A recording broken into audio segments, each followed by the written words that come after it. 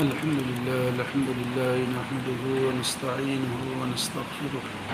ونعوذ بالله من شرور أنفسنا ومن سيئات أعمالنا ونعوذ بالله من شرور أنفسنا ومن سيئات أعمالنا من يهده الله فلا مضل له ومن يضلله فلا هادي له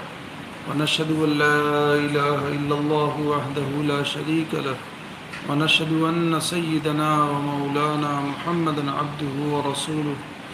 وصلى الله تعالى عليه وعلى آله وأصحابه وأزواجه وذرياته ومن تبعهم بإحسان إلى يوم الدين أما بعد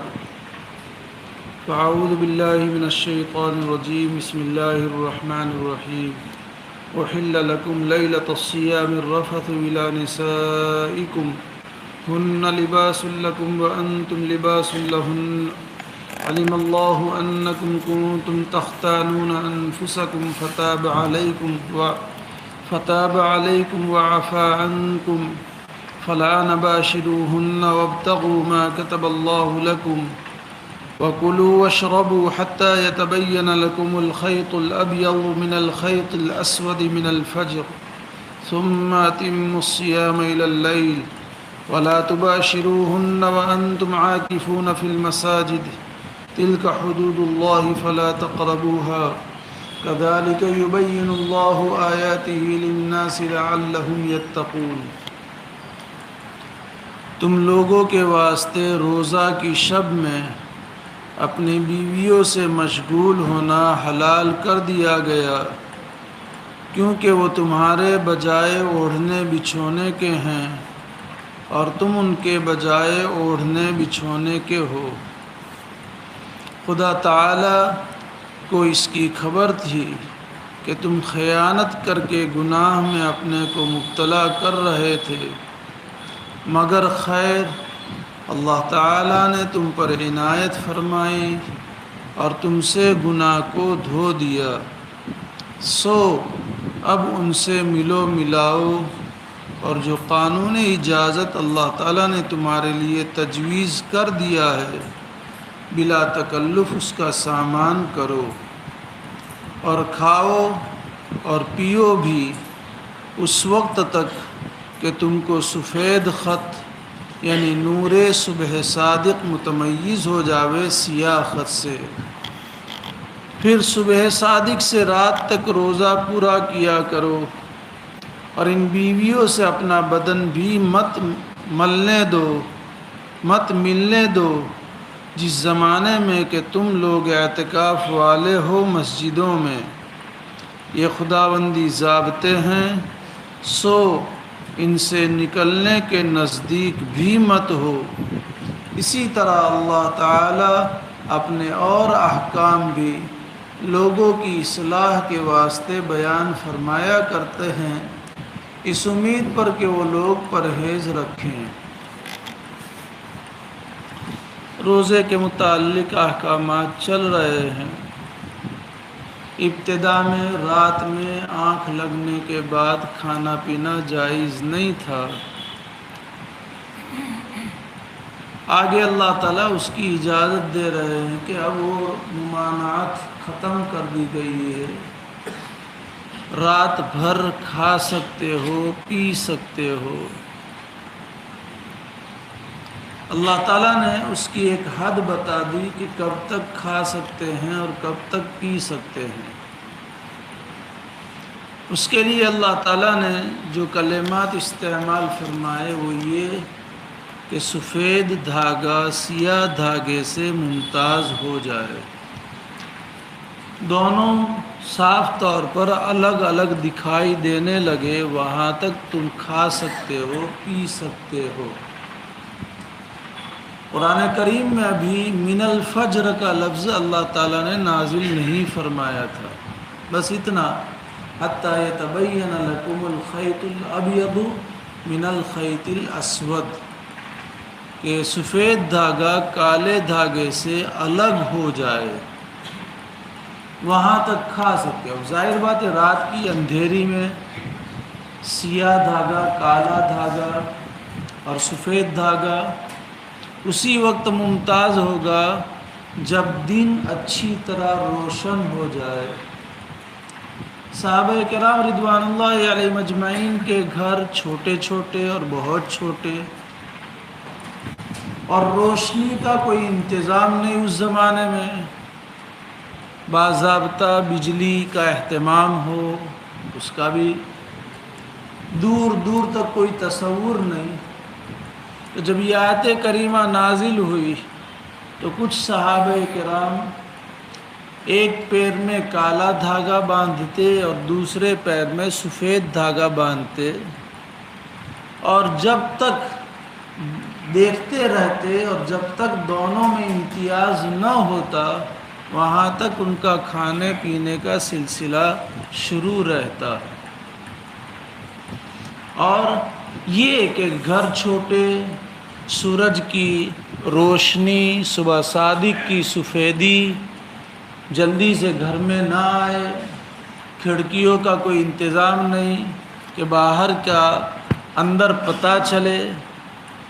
اس لیے ہوتا یہ تھا کہ دن ظاہر ہونے کے بعد بھی صحابہ اس ظاہری عمل پر عمل کرتے ہوئے کھاتے پیتے رہتے تھے۔ اسی طرح حضرت عدی بن حاتم رضی اللہ تعالیٰ عنہ، حاتم طائی کے بیٹے جو مشہور ہے سخاوت میں، ان کے بیٹے، انہوں نے یہ کیا کہ اپنے تکیے کے نیچے کالا دھاگا اور سفید دھاگا رکھا اور دیکھتے رہے کہ جب تک کہ دونوں میں امتیاز نہ ہوتا وہاں تک یہ کھاتے پیتے رہتے۔ انہوں نے نبی اکرم صلی اللہ علیہ وسلم کی خدمت اقدس میں حاضر ہو کر کے اپنا یہ حال سنایا کہ میں اے اللہ کے رسول اس طرح کرتا ہوں۔ آپ صلی اللہ علیہ وسلم ان کے اس طرح کے کرنے کو سن کر کے ہنس پڑے اور کھل کھلا کر کے ہنس پڑے۔ جہاں آپ کے ہنسنے کے تذکرے ہیں تو جہاں جس طرح آپ ہنسے ہیں صحابہ کرام رضی اللہ عنہم نے اسے بھی نوٹ کیا ہے، کتنا ہنسے۔ بہت کم مرتبہ ایسا ہوا ہے کہ آپ منہ کھول کر کے ہنسے ہوں، جس میں آپ کے دانت مبارک اور اندر تک کے دانت مبارک یعنی داڑھیں بھی ظاہر ہوئی ہو اور ہنسنے کی وجہ سے مخاطبین کو دکھائی دے رہی ہو، ایسے مواقع کم ہیں۔ یہاں بھی ایسا ہی ہے کہ آپ کھل کھلا کر کے ہنس پڑے اور آپ نے فرمایا یا عدی انک لعریض القفا، عدی اتنی بات تم کو سمجھ میں نہیں آئی؟ عریض القفا، قفا کے معنی یہ گدی اور عریض کے معنی چوڑا، تمہاری گدی بڑی چوڑی ہے۔ بعض لوگوں نے اس کا ایک مطلب یہ نکالا کہ آپ علیہ السلام نے یہ فرمایا کہ تم بڑی چوڑی گدی والے ہو، یعنی آسمان پورا کے پورا تمہاری گدی کے نیچے آ گیا۔ اور بعض نے عرب میں یہ جملہ مشہور تھا، کسی کی بلادت یعنی بے وقوفی کو ظاہر کرنا ہوتا تھا، تو جیسے ہمارے یہاں بے وقوفی ظاہر کرنے کے لیے الگ الگ جملے ہوتے ہیں، ویسے ان کے یہاں عریض القفا یہ بے وقوفی بتلانے کے لیے مشہور تھا ان کے یہاں۔ تو آپ علیہ السلام نے یا تو اس مقصد کے لیے یا اس مقصد کے لیے فرمایا کہ عدی تمہاری تو گدی بڑی چوڑی ہے۔ جیسے ہمارے یہاں ٹھنگنا ہوتا ہے تو ہم کہتے ہیں کہ فتین ہے، لمبا ہوتا ہے تو کہتے ہیں اس کی عقل اس کے پیروں میں ہے، بے وقوف ہے۔ اسی طرح گدی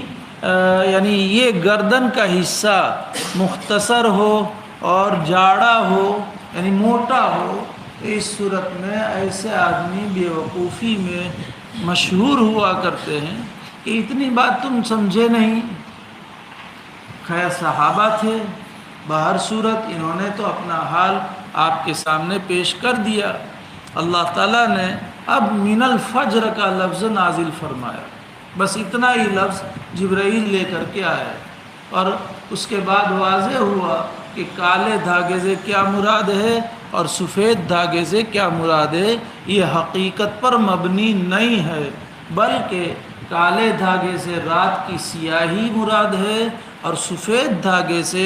صبح صادق کا اجالا اور روشنی مراد ہے۔ چنانچہ کہ رات بھر کھا سکتے ہو یہاں تک کہ صبح صادق کا سفیدی اور نور تمہارے سامنے ظاہر ہو جائے، وہاں تک تم کھا پی سکتے ہو۔ یہ اس آیت کریمہ میں اللہ نے بتلا دیا۔ یہاں رک کر کے یہ بات بھی سمجھنا ہے کہ اتنا چھوٹا سا جملہ نازل ہوا من الفجر، یہ کوئی بعید بات نہیں ہے۔ یہ اس لیے کہہ رہا ہوں کہ بھئی اتنا جملہ اور اس کے لیے اللہ کو وحی بھیجنی پڑی، کوئی بعید بات نہیں ہے۔ اس کی مثالیں قرآن کریم میں دوسری جگہوں پر بھی ہے۔ اللہ تعالیٰ نے ایک جگہ پر اللہ کے راستے میں جہاد کرنے والے اور گھروں میں بیٹھنے والے دونوں برابر نہیں ہیں بیان کیا۔ لا یستوی القاعدون من المؤمنین والمجاہدون فی سبیل اللہ، کہ جو مومنین گھروں میں بیٹھے رہتے ہیں جہاد میں نہیں جاتے، وہ اور جو اللہ کے راستے میں جہاد کرتے ہیں دونوں برابر نہیں ہیں۔ اس کو سن کر کے عبداللہ ابن ام مکتوم رضی اللہ تعالیٰ عنہ آپ علیہ السلام کی خدمت اقدس میں حاضر ہوئے، اپنا دکھڑا سنایا کہ ہم معذور ہیں، لہذا اگر ہم نہیں جا سکتے، یہاں عدم مساوات ہے کہ دونوں برابر نہیں ہو سکتے، ہم تو اپنے عذر کی وجہ سے نہیں جا سکتے۔ تو اس موقع پر اللہ تعالیٰ نے آیت کریمہ کا تھوڑا سا حصہ نازل فرمایا، غیر اولی الضرر، بس اتنا۔ حضرت زید بن ثابت رضی اللہ تعالیٰ عنہ کہتے ہیں کہ جب یہ آیت کریمہ نازل ہوئی لا یستوی القاعدون من المؤمنین والمجاہدون فی سبیل اللہ، تو آپ علیہ السلام نے مجھے لکھنے کے لیے بلایا۔ وحی کے لکھنے والے صحابہ، حضرت زید بن ثابت آپ کے پڑوس میں رہتے تھے، 80 سے زیادہ صحابہ نے وحی لکھنے کا کام کیا ہے۔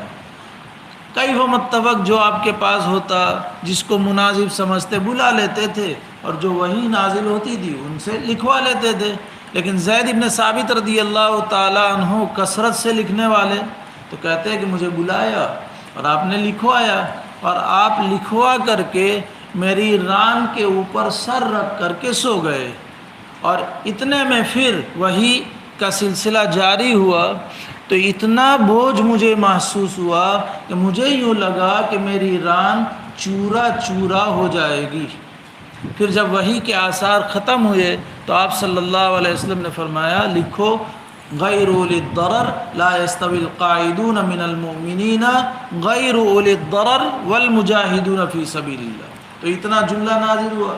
تو یہاں پر بھی اللہ تعالیٰ نے کہ یہ سب سمجھ جائیں گے، اس لیے اولاً اتنا ہی نازل فرمایا کہ سفید دھاگا سیاہ دھاگے سے ممتاز ہو جائے، دونوں میں نمایاں فرق ہو جائے، وہاں تک کلو وشربو، کھاتے اور پیتے رہو۔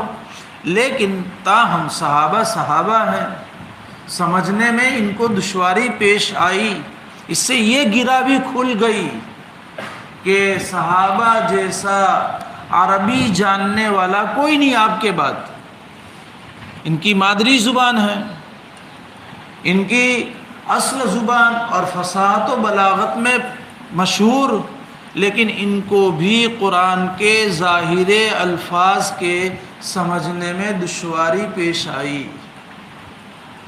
تبھی تو کچھ صحابہ نے پیروں میں دھاگے باندھے اور اس کو دیکھتے رہے۔ حضرت عدی بن حاتم رضی اللہ تعالیٰ عنہ نے یہ طریقہ اختیار کیا، اور پھر انہوں نے اپنا واقعہ پیش کیا تو آپ علیہ السلام نے فرمایا بھی،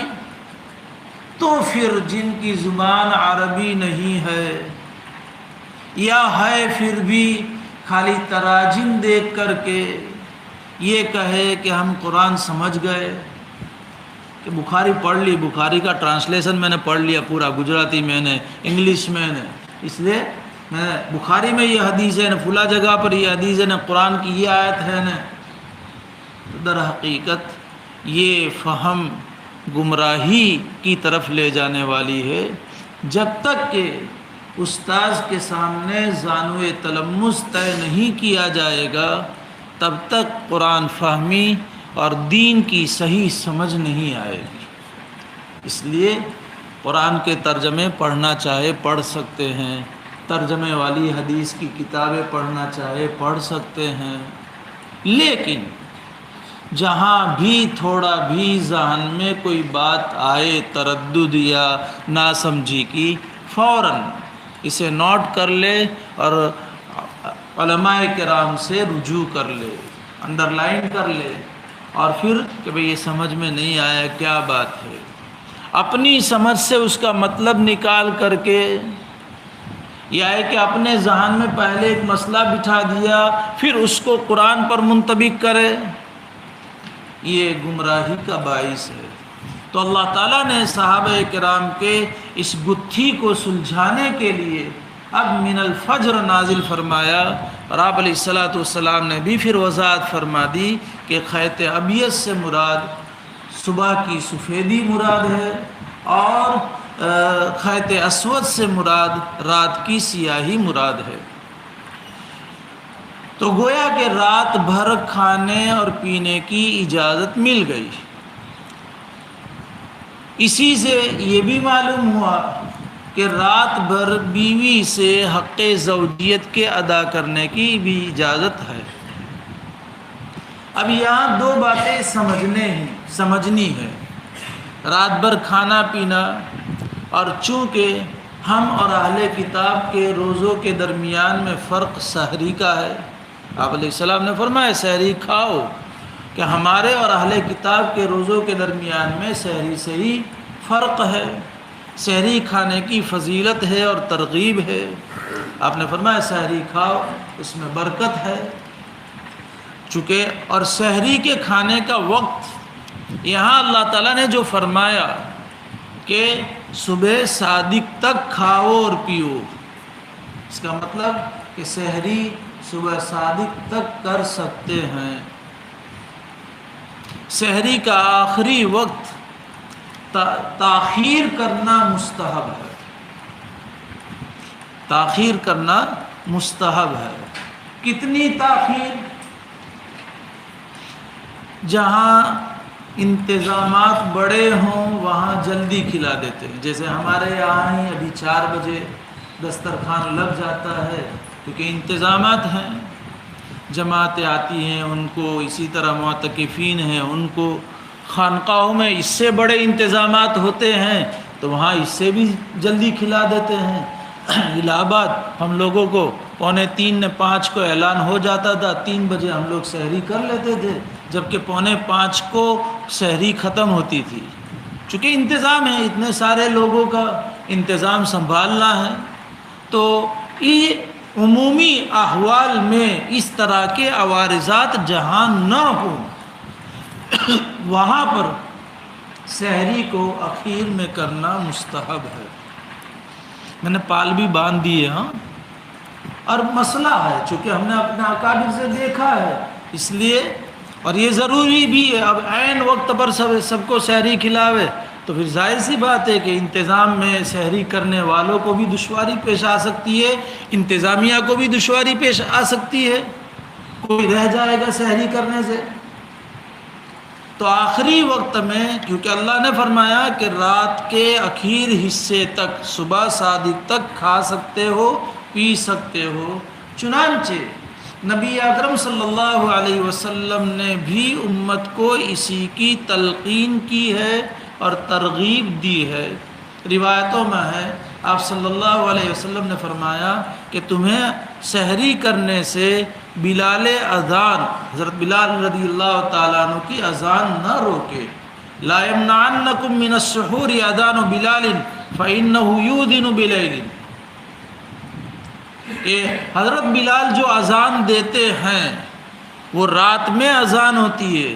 اور ان کی اذان کا مقصد کیا؟ تاکہ بیدار رہنے والے سو جائیں اور سونے والے تہجد کے لیے بیدار ہو جائیں، اس لیے حضرت بلال رضی اللہ تعالیٰ عنہ اذان دیتے ہیں۔ لہذا عبداللہ ابن ام مکتوم رضی اللہ تعالیٰ عنہ جب اذان دیں تب تم سحری سے باز آ جاؤ، چونکہ حضرت عبداللہ ابن ام مکتوم رضی اللہ تعالیٰ عنہ کی اذان فجر کی نماز کے لیے ہوتی تھی، تو اس سے بھی صاف معلوم ہوا کہ اور وہاں جیسے ہی صبح صادق ہوئی فوراً اذان، آپ علیہ السلام کے زمانے میں جیسے ہی صبح صادق ہوئی فوراً اذان ہو جاتی تھی، تو اس سے بھی معلوم ہوا کہ آپ نے ترغیب دی کہ عبداللہ ابن ام مکتوم کی اذان سے اب سحری بند کرو، وہاں تک سحری کر سکتے ہو۔ حضرت حذیفہ رضی اللہ تعالیٰ عنہ، حذیفہ بن الیمان، جو نبی اکرم صلی اللہ علیہ وسلم کے رازدار تھے، سر رسول اللہ صلی اللہ علیہ وسلم ان کا لقب ہے، بہت ساری راز کی باتیں، فتنوں کی باتیں، منافقین کا آپ نے علم حذیفہ بن الیمان رضی اللہ تعالیٰ عنہ کو بتایا تھا۔ تو حذیفہ بن الیمان رضی اللہ تعالیٰ عنہ سے کسی نے پوچھا، ای ساعۃ تسحرت مع رسول اللہ صلی اللہ علیہ وسلم، تم نے آپ علیہ السلام کے ساتھ کبھی سحری کی ہو تو کس وقت سحری کی؟ حضرت حذیفہ رضی اللہ تعالیٰ عنہ فرماتے ہیں، هو النہار الا لم تطلع الشمس، کہ دن میں کی ہے لیکن دن سے مراد وہ کہ سورج طلوع نہیں ہوا تھا، سورج کی سفیدی اور صبح صادق کی روشنی ظاہر نہیں ہوئی تھی اس وقت۔ یہ بھی صاف طور پر قرینہ ہے کہ آپ صلی اللہ علیہ وسلم کا معمول صبح صادق کے بالکل قریب سحری کرنے کا تھا۔ حضرت زید بن ارقم رضی اللہ تعالی عنہ نقل کرتے ہیں کہ کبھی بسا اوقات ہم آپ علیہ السلام کے ساتھ سحری کرتے تھے اور پھر سحری سے فارغ ہو کر فجر کی نماز کے لیے کھڑے ہوتے تھے۔ تو اس سے بھی معلوم ہوا کہ سحری آخری وقت میں مستحب ہے، سحری، اور اس سے بھی معلوم ہوا۔ لیکن دوا والے ہیں، دوسری چیزوں والے بھی، اس کو ظاہر نہیں کرتا ہوں، تو وہ بھی لوگ ہیں، ان کے بھی کچھ تقاضے ہوتے ہیں، تو اس کی بنیاد پر اگر وہ لوگ تھوڑا جلدی کر لے اور پھر دوائی پی لے، دوسری چیزیں استعمال کر لے تاکہ ان کو دن بھر اطمینان رہے، تو اگر جلدی کرتے ہیں تو کوئی حرج بھی نہیں ہے۔ ایک بات تو یہ ہے۔ دوسری بات کہ جیسے کھانا اور پینا صبح صادق تک، ویسے حق زوجیت کو ادا کرنا بھی صبح صادق تک، اس کی اجازت ہے۔ اب اگر کوئی صبح صادق کے کچھ پہلے اپنی بیوی سے حق زوجیت ادا کرتا ہے تو یقیناً صبح صادق اس حال میں ہوگی کہ اس کو جنابت لاحق ہوئی ہے، جنابت والا ہے وہ، صبح صادق اس کی اس حال میں ہوئی۔ یہ اس سے صاف طور پر معلوم ہوا کہ جنابت کا لاحق ہونا اور جنابت کا غسل کا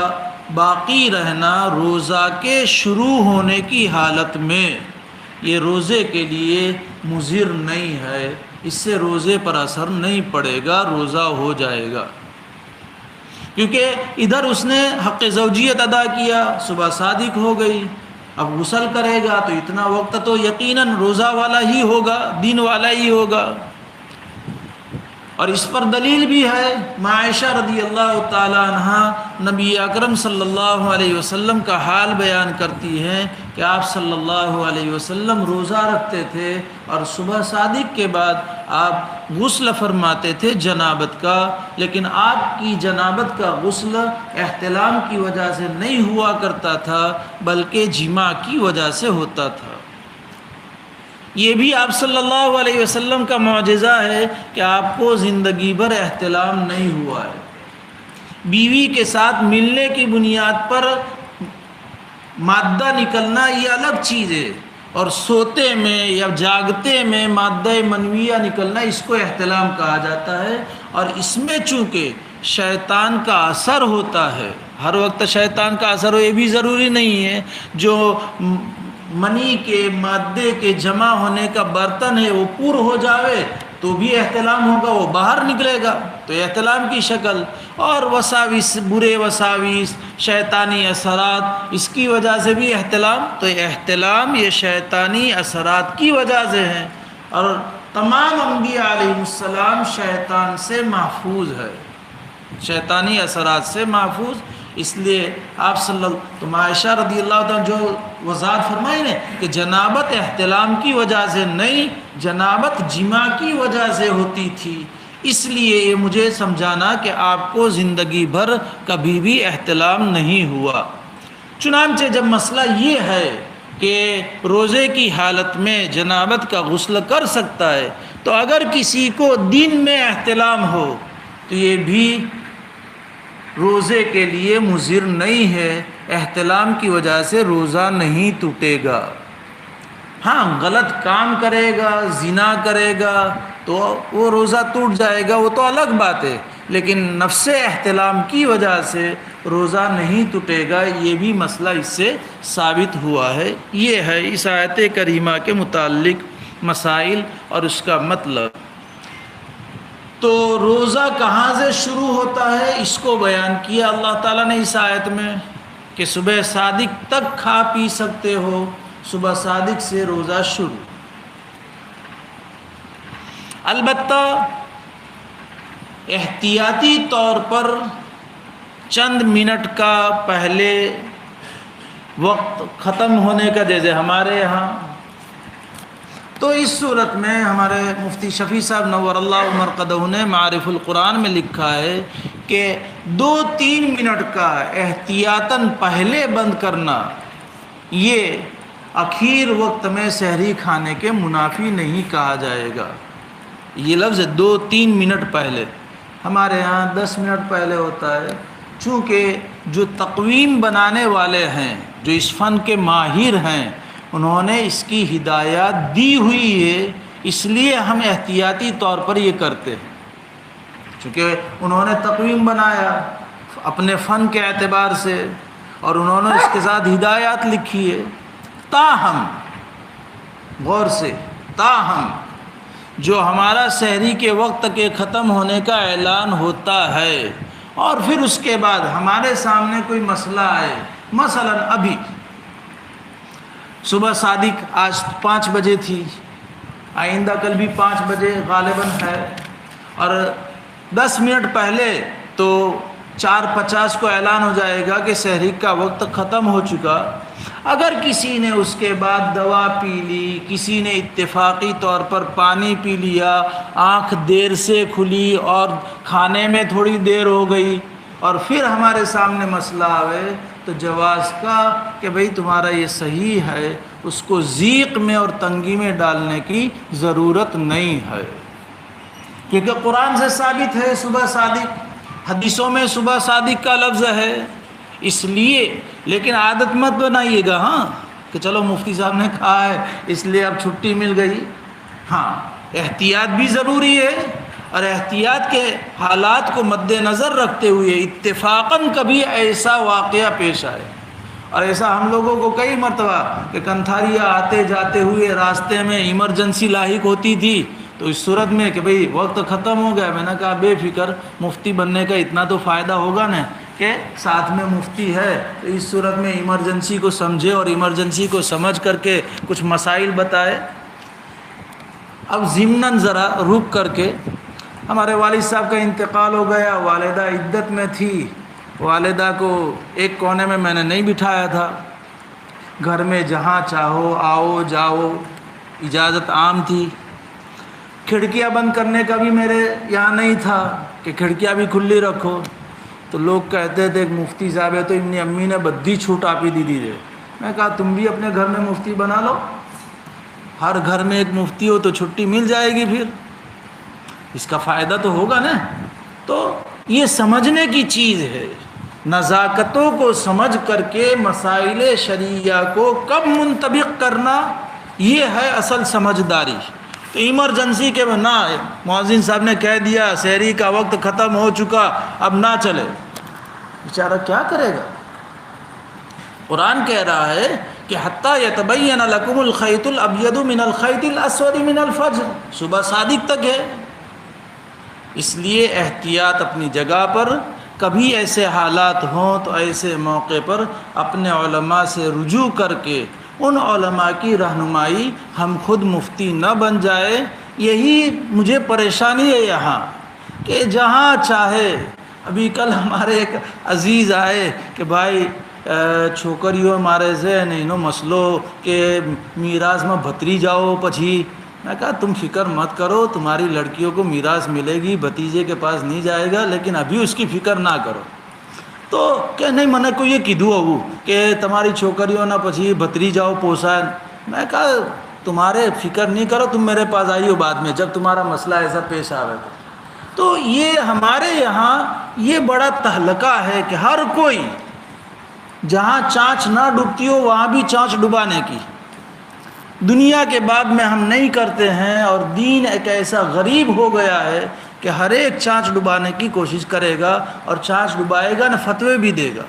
میرے پاس بہت عجیب عجیب باتیں آتی ہیں، اس لیے میں آپ سے کہہ رہا ہوں کہ علماء کی طرف رہنمائی، اور علماء کی رہنمائی میں دین کو سمجھ کر کے اس کو فالو کرو تو زندگی عافیت کے ساتھ جائے گی، ورنہ ہم اگر اپنے سمجھ سے کسی کو غلط مسئلہ بتا دیں گے تو اس کا وبال ہمارے سر پڑے گا، اور کوئی معمولی وبال نہیں ہوگا۔ تو خیر بہر صورت یہ تو روزے کی ابتدا صبح صادق سے کب تک ہے اس کو آگے والی آیت میں اللہ تعالیٰ نے بیان فرمایا، ثم اتموا الصیام الی اللیل، پھر روزوں کو پورا کرو رات تک۔ رات تک کا مطلب سورج غروب ہو گیا، رات آ گئی، کیونکہ سورج غروب ہو گیا ہے، اب دن کا کوئی کنارہ باقی نہیں ہے۔ سورج کے غروب ہونے کے بعد دن کا کوئی حصہ باقی نہیں، اور ایسا نہیں ہے کہ دن کا بھی حصہ نہ ہونے رات بھی نہ آوے، بین کا کوئی مسئلہ ہو، بیچ کا کوئی مسئلہ ہو کہ نہ مرد نہ عورت، یہ تو ہے ہجڑے کی قسمیں، لیکن یہاں تو کوئی ایسا نہیں ہے کہ دن نہ ہو نہ رات بھی نہ ہو نہ بیچ میں کوئی حصہ ہو۔ تو سیدھا مطلب قرآن کی تصریح کے مطابق کہ جیسا ہی سورج غروب ہو جائے تمہارا روزہ پورا، تم اپنے روزے کو رات میں مت لے جاؤ، تم اپنے روزے کو رات میں مت لے جاؤ، رات کے حصے میں تمہارا روزہ آ جائے، ایسا نہ کرو۔ یہاں پر بھی حضرت مفتی شفیع صاحب نور اللہ مرقدہم نے لکھا ہے 2-3 منٹ احتیاطاً اگر سورج غروب ہونے کے بعد تاخیر سے کرتے ہیں تو یہ الی اللیل کے اوپر عمل کرنا سمجھا جائے گا، اور روزے کو رات میں لے جانا نہیں کہا جائے گا۔ یہ چونکہ ہمارے بڑے ہیں، ان کے بڑوں کی رہنمائی ہمارے لیے مفید ہے، تو یہ ہے اصل۔ اس سے زیادہ تاخیر 2-3 منٹ وہاں بھی لفظ ہے حضرت کے، تو اب 3 منٹ کی تاخیر غروب شمس کے بعد، اس کے علاوہ اس سے زیادہ تاخیر نہیں ہونا چاہیے۔ اور افطار میں جلدی اور سحری میں تاخیر دونوں روایتوں میں ہے۔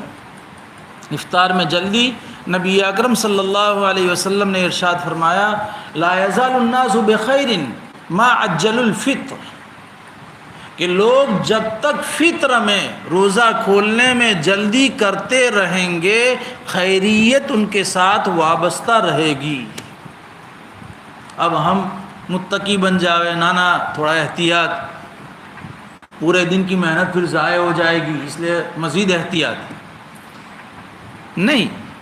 شریعت نے بتا دیا دن پورا ہو جاوے۔ اب بڑوں نے احتیاطاً کہا 2 منٹ یا 3 منٹ، بس اتنا کافی ہے، اس سے زیادہ احتیاط نہیں۔ اس کو آپ علیہ السلام اللہ تعالیٰ نے فرمایا کہ پھر روزوں کو پورا کرو رات تک، یعنی رات جیسے ہی آ جائے اب تمہارا روزہ پورا ہو گیا،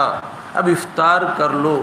یہ ہے ابتدائے روزہ اور انتہائے روزہ۔ آگے اعتکاف کے مسائل ہیں، لیکن انشاءاللہ تھوڑا سمجھانا ہے اعتکاف کے مسائل آیت کو، کہ اعتکاف یہاں جو اللہ تعالیٰ نے حکم دیا ہے کس حیثیت کا ہے، اس لیے اس کو آئندہ کل چلیں گے انشاءاللہ۔ اللہ تعالیٰ قرآن فہمی نصیب فرمائے، دین کی سچی سمجھ نصیب فرما کر کے زندگیوں میں اپنانے کی توفیق عطا فرمائے۔